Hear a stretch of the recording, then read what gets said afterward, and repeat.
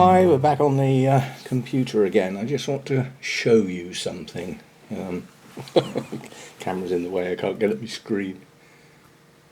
Right, you can see the search that I've done here. Nutrient availability, pH chart, hydroponics. So I don't expect to get any soil stuff in here. Now you have to bear in mind with our orchids, our media that we tend to use for our epiphytes is closer to hydroponics than it is to growing in soil. It's still not all the way there. It's not pure water with the roots dangling in it like true hydroponics. There is some media there, and that media can have an effect on pH depending on how neutral it is. Now obviously we've discussed before, sphagnum moss is acidic. So it's going to influence the pH of any moisture in your pot, and it's going to turn it relatively acidic relatively quickly. So you water a plant in hour 1, probably by hour 4 or 5, whatever nutrients and everything are still left in that moss, which would be a lot of it, the plant's not going to grab all of it, is it? It's going to have turned quite acidic, which will have altered the pH quite dramatically. Bark has far less effect. You have to bear in mind the Orchiata bark, its treatment process actually adds calcium into the bark. So when it's brand new, it could have an effect on pH in as much as that calcium is going to leach out into the moisture. But then bark doesn't hold a lot when it's new. So the influence is minor. Stuff like the leca, the clay balls, I believe is neutral. But don't quote me on that, I don't grow stuff in it. Now obviously if you're standing your plant and giving it a soak in water and then emptying it out, that sort of semi-hydroponic method that some people use for their orchids, what you put in that water is what the orchid's got for the length of time it's in soak. There's very little going to happen to it apart from, hopefully the nutrients go down a bit as it's absorbed by the plant. But this is the bit I want to show you. We all know that our 3 macro elements are nitrogen, phosphorus and potassium. They have to be there and they are required in the largest quantities. Excuse me. The MSU formula decided that in its trials that it did to come up with that formula, the plants weren't using as much phosphorus as was once thought. So they reduced it down. So they ended up with a nitrogen of around 13%, potassium was around 15%, but the phosphorus they took down to about 5%, so there was quite a bit less of it. That could be important in a minute. Yeah? Right, now I'm not going to say any of these charts are right or wrong, but process shows me that there are many. And when there are many, I tend to go on the average. What do most of these charts imply? Now, I tend to use my mix, certainly for my pots, at a pH of around 6.5. This is historic on the grounds that an awful lot of my pots used to have some moss in there. And I was appreciating that the moss was going to drop it down a bit. So I was making allowances for that. Now, I've got a lot more pots with the cocoa fibre in, cocoa husk, sorry, not cocoa fibre, there is a difference, with the cocoa husk in it, yes? I don't know what that does to pH because I haven't tried it yet. I haven't done a trial. Therein lies another video coming up soon. That'll be simple, that will be a case of, putting some into soak, testing the pH at the point I add the water in and give it a stir, and then come back in a day's time and see what's happened to the pH. Yeah? So we will do that, but this is what I wanted to do. This is the sort of process that I'm using here, and I'm just going to flip through some of these charts. That chart, I don't know why I don't like this. Why I don't like it? I bet you can't spot why I don't like it. Have a look at the words in the black area at the bottom on the right hand side and have a look at the website it comes from. Trees.com. Not so keen on that one. Right, so if we have a look at this one, What I want to do with each of these is just run up through a pH of 6. You'll see why later. So if we run up here with a pH of 6, we get the micro elements down the bottom here are in some cases not very available at all. If you look at zinc and copper, that's not very good at all, is it? You've got to get down to 5.5 for those to start coming up. They're micro elements. Yes, they have to be there, but they're not going to form a major role in your plant growing. So then we come up onto iron is important, and there's some there at a pH of 6. It gets better as the pH goes down and drops off quite dramatically as you head towards 7. Have a look at magnesium and calcium at pH 6. They are both dropping down. Yeah? And not much below that, they're going to have dropped off significantly. So they're more readily available at 6.5. Even better at 7. We don't go up to 7, or generally speaking we don't. Sulfur, we're still okay. Sulfur's okay down to 6.5. Yeah, so we could sort of, pH doesn't have much effect on that unless it's so acidic that, you know, it's dropped off. I'd have thought sulfur made it acidic. Right, so when we get to pH 6, according to this chart, looks what is happened to potassium. It's dropped right off. Look where phosphorus is. Now that I've seen this chart's phosphorus, I'm going to ignore it because it's wrong. That I do know.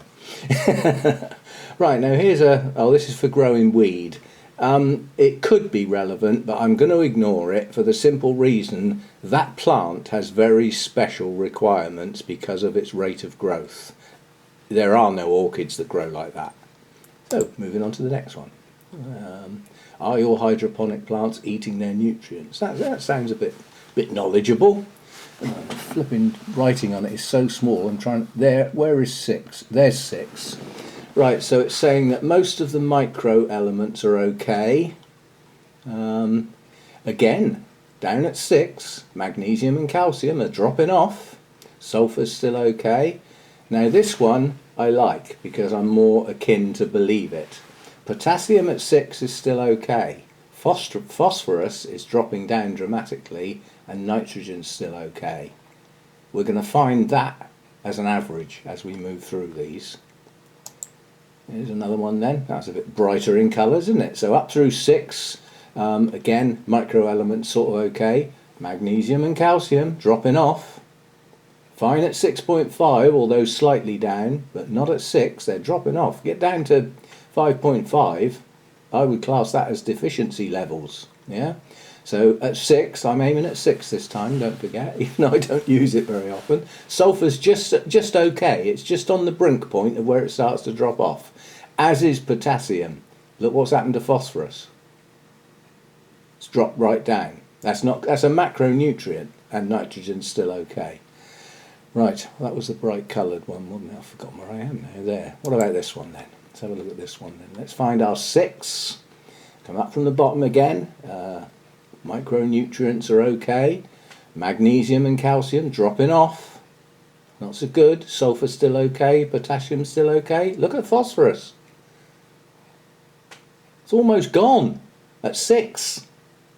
And I know some people are quite happily using, you know, sort of, I use 5.7, 5.8. Well, you've cut your phosphorus out. Nitrogen's still okay. Yeah. What about this one? Coming up through 6. Micro elements okay. Magnesium, calcium dropping off. Sulfur okay. Potassium okay. Phosphorus dropping down quite dramatically. Nitrogen okay. You getting a pattern yet? Because I am. Right, coming down here. That's a funny chart, but we'll run with it. I've selected it. Coming up through 6. Micro elements sort of okay. Sulfur okay. Magnesium, it shows at its limit. Yeah. Calcium has gone beyond its limit. It's showing it as not really available to any degree. Potassium okay, and this one shows phosphorus as just about okay. Next one, up through 6 again. Micro elements okay. Magnesium and calcium dropping off. Sulfur okay. Potassium okay. Phosphorus down by half. Nitrogen. How many more do you want me to do before you get the idea? Yeah, that one hasn't gone. Can't see that one very well. Nutrient availability, chart provided by HGG supply. So I always have a look and see where it's come from, or an idea of where it's come from. Might be subject to copyright. Well, don't put it on the internet then. Now, this one shows 6 as a band between, that probably is about 5.3 there, up to about 6.5. It shows that as the grow zone. Yeah, 5.2 to 6.5. It says it up there, Roger. Why don't you read it? Again, at the 6 level, nitrogen fine, phosphorus down some, potassium still okay, sulfur, calcium, magnesium down some. I'm not going to go to many more. What is this one? Which effects on plant nutrient uptake? Sorry, I just need to see the word hydroponics, because if you look these charts up for soil, you will get totally different answers, because the soil has a dramatic effect on the elements, sometimes combining them and making them almost gone. Right, so regular IECC, this says soils, this says water cultures. That's trying to do too much on one chart. Let's come back in here. But this one would be really good if it actually had the pH numbers on it. I could guess where they are. Alright, let's guess. It's going to be that red line. I reckon that red line is 6 and the blue line is 7. It doesn't say, but let's see why I think it's 6. Yeah, the red line is that all the micronutrients are okay, magnesium and calcium is dropping off, sulfur's just about okay, so is potassium, phosphorus has dropped right down, nitrogen's still okay. Right, I'd say we've got a pattern, wouldn't you? So if you drop your pH down, or your media does it for you in the pot, you're cutting out your phosphorus. Do you think that's a good idea? Let's do another search up here.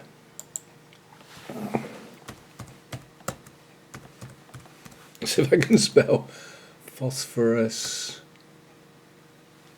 in plants. Phosphorus in plants function. That'll do. Let's see what that brings up. Phosphorus, P, is vital to plant growth and is found in every living plant cell. It is involved in several key plant functions, including energy transfers, photosynthesis, transformation of sugars and starches. So this is up the dealing with a lot of the stuff that photosynthesis is actually involved in, nutrient movements within the plants, and transfer of genetic stuff. Well, we don't need to really know about that. Function of phosphorus in plants and the garden. So I'm trying to find something either relatively, see, I mean that one's 2016, this one's 2020, so let's see what this one, this says gardening know-how, so this is really geared up to soil. And if you can't show me your information without demanding cookies, then you can clear off.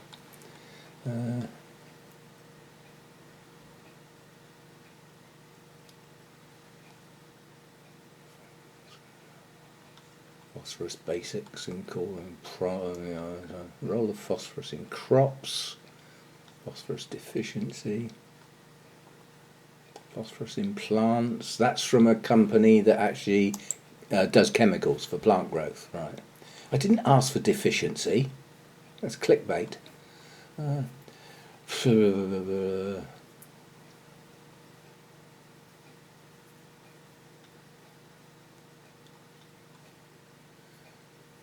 It's basically most of the cell processes and photosynthesis. Symptoms of a deficiency. Plants remain rather small with purple-black necrotic leaf parts which later become. Reasons for deficiency. Due to low concentrations in which phosphate appears in nature. No, too close to soil.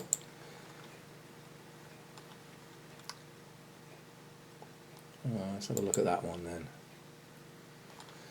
Major role of phosphorus. One of the 17 essential nutrients. It's funny actually, when you get a list of essential nutrients, there's one missing. It's called water, because without that, hardly any of them work. Phosphorus in plants, vital component. Converting the sun's energy into food, fibre and oil, phosphorus plays a key role in photosynthesis. the metabolism of sugars, energy storage and transfer, cell division, cell enlargement and transfer of genetic information. Phosphorus promotes healthy root growth, promotes early shoot growth, speeds ground cover for erosion protection. We don't do a lot of that with our orchids. Enhances the quality of fruit, again, not really orchids, vegetable and grain crops, and is vital to seed formation. Some of us might be doing that. Adequate P increases plant water use efficiency, improves the efficiency of other nutrients such as nitrogen. That's the bit I was after. Contributes to disease resistance in some plants, helps plants cope with cold temperatures and moisture stress, too much or too little, hastens plant maturity and protects the environment through better plant growth. Yeah? So, excuse me, where's my coffee?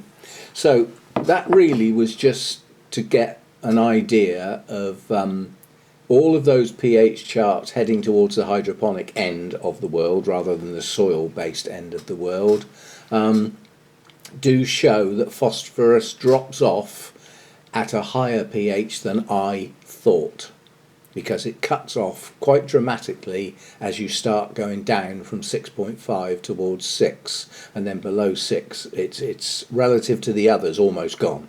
Yeah. Now, bearing in mind with my MSU fertiliser, they've already decided to cut that down. Yeah, most fertilisers, a lot of fertilisers, actually have the NPK values very similar.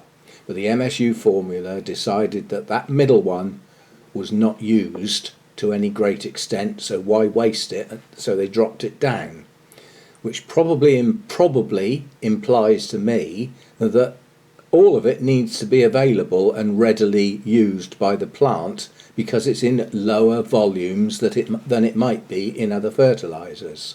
So the pH in the pot becomes crucial as far as the MSU fertiliser is concerned if you want your phosphorus to be absorbed and your photosynthesis to actually work, bearing in mind this is a major component, and to help process your nitrogen. What does your nitrogen make the plant do? Grow. So sometimes I venture into these little exploratory sort of things on the internet, often because I'm bored. But firstly, I was just wondering, what was the basis on the fact that they dropped their phosphorus down in the MSU formula. So I read up on that, and the logic was there. It did seem logical that if it wasn't being used, leaving it around could affect some of the other nutrients if they weren't all readily absorbed. So I could sort of see the point. But then, once I started looking at the absorption rates of phosphorus relative to pH, I was thinking to myself, in the days when I had quite a bit growing in moss or in a heavy moss mix, and I was probably getting quite low pH in my plants, I was possibly losing a lot of my phosphorus availability. What was that doing to my plant? Quite honestly, in blunt terms, slowly killing it. Yeah, now that sounds dramatic, but without it, there's a lot of functions in the plant that weren't working properly, including the photosynthesis process. Yeah, there's a lot of starches and sugars and things produced by that are absolutely crucial for the plant's well-being and its growth. So worth bearing in mind. Now, I'm not having a go at whether you should have more phosphorus or not. That's not the debate. The debate is the pH in your pot that you're using, and could that be cutting your phosphorus out, which will harm your plant. Slowly but surely your plant is going to head towards failure on the ground the functions in the plant aren't working properly. Yeah? Now, if all that's gone over your head, tough. Go and watch another channel. But for me it was important, and I was joking. I like to know what all of these elements do, and I also like to know the relationships between them, because sometimes too much of one sounds like a brilliant idea, like, oh, nitrogen makes the plants grow, let's bump that up quite a bit. That starts affecting some of the others and making them stop working. there's a relationship between all these that is quite important. You get an imbalance where you've got too much of one or too little of one. It affects the others.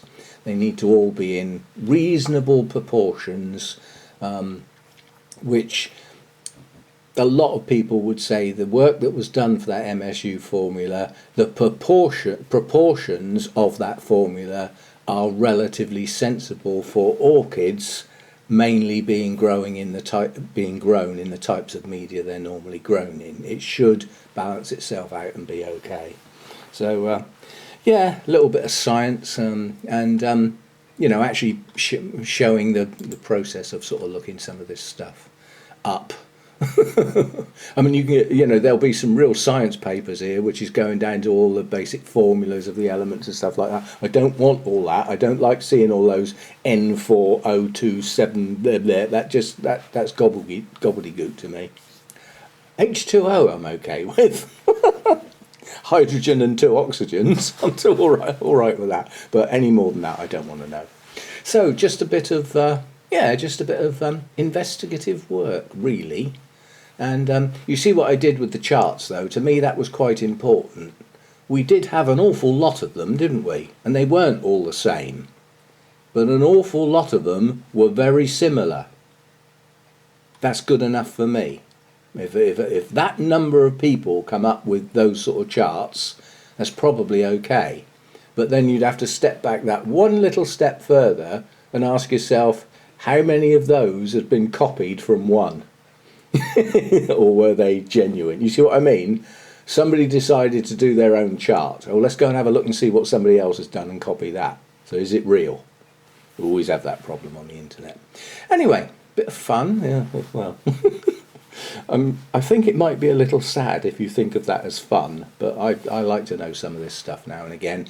But now I've had enough, so that's it for that. I won't be doing any more of that today. So there we go. You can like that or lump it. Might be useful to some people, might be gobbledygook to others, and others may not only know that but know it a lot better than I do. So so be it. I'll see you next time.